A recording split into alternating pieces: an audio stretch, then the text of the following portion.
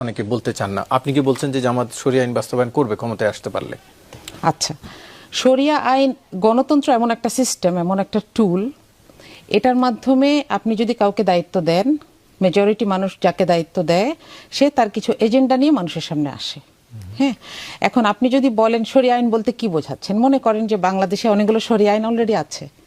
একজন লোক মারা গেলে তার উত্তরাধিকার কিভাবে বন্টিত হয়, মুসলিম পারিবারিক আইনে যে আইনটা সেটাই শরিয়া আইন, তাই না? আচ্ছা, এখন আপনি যদি শরিয়া আইনে মনে করেন যে একটা মানুষ চুরি করলেই তার হাত কেটে দেওয়া হবে, হ্যাঁ, এইটার বাস্তবায়নের জন্য হ্যাঁ ইসলাম এই সমাধান দেয়, কিন্তু ইসলামী ইতিহাসে এইটার বাস্তবায়নের জন্য 20 বছর সময় নেওয়া হয়েছিল। তার আগে সোসাইটাল সিস্টেমকে এমন একটা জায়গায় নিয়ে যাওয়া হয়েছিল যেন কোনো মানুষকে অভাবের তাড়নায় চুরি করতে না হয়। তাহলে এই সাইডটাকে ভুলে গিয়ে আমরা শুধু শরিয়া আইনকে ভয়ের একটা জিনিস দিয়ে মানুষের সামনে উপস্থাপন করছি, আমি মনে করি এটা উদ্দেশ্যমূলক, তাই না? জামাত যেটা বলছে, এই সমস্যাগুলোকে আমি ইসলামিক্যালি সমাধান করব আপনি যদি আমাকে দায়িত্ব দেন, তাহলে তো ময়দানটা খোলা, জামাত কাউকে জোর করছে না, এমনকি কোনো কিছু লুকাচ্ছেও না।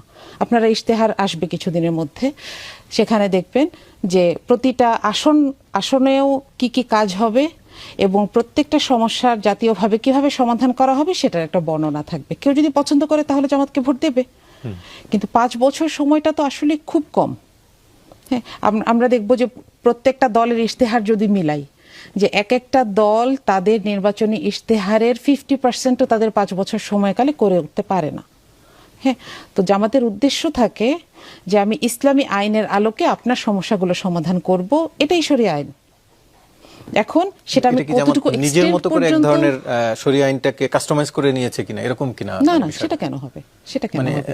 ইসলামী আইনের একটা চমৎকার বিষয় হচ্ছে এটা স্পেশাল, মানে এটা স্পেস অনুযায়ী এটাকে আপনি মডিফাই করতে পারেন। হ্যাঁ, যেমন ধরেন আমার দেশে একটা মহিলা শাড়ি পরেও পর্দা করতে পারে, সেই একই মহিলা যখন ইউরোপে যাবে সে হয়তো আরেকভাবে পর্দা করবে, তাই না? তাহলে এটা হচ্ছে, আমি বলছি না যে মূল জায়গায় মডিফাই করা যায়, এটাকে অনেকভাবে কথা বলা হয়, তাই না? আমি আপনাদের এখানেই এসেছি, একটা কথা বলেছি, অনেকগুলা কথার মধ্যে যে একটা কন্ট্রোভার্সিয়াল কথা ছিল সেটা নিয়ে ফটো কার্ড হয়েছে, যমুনার পেজ থেকেই এসেছে, ঠিক আছে? তাহলে এরকম কথা খোঁজা হয়। হ্যাঁ, তো আমি বলছি যে ইসলাম এমন চমৎকার একটা জিনিস, নইলে 1400 বছর এটা টিকে থাকতো না।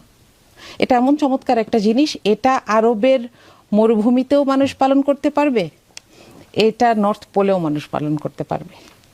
তাহলে জামাতের এখানে মডিফাই করার কিছু নাই, এখানে অনেক আলেমদের মতামত আছে, সেগুলো নিয়ে জামাত দীর্ঘদিন ধরে কাজ করছে। আপনি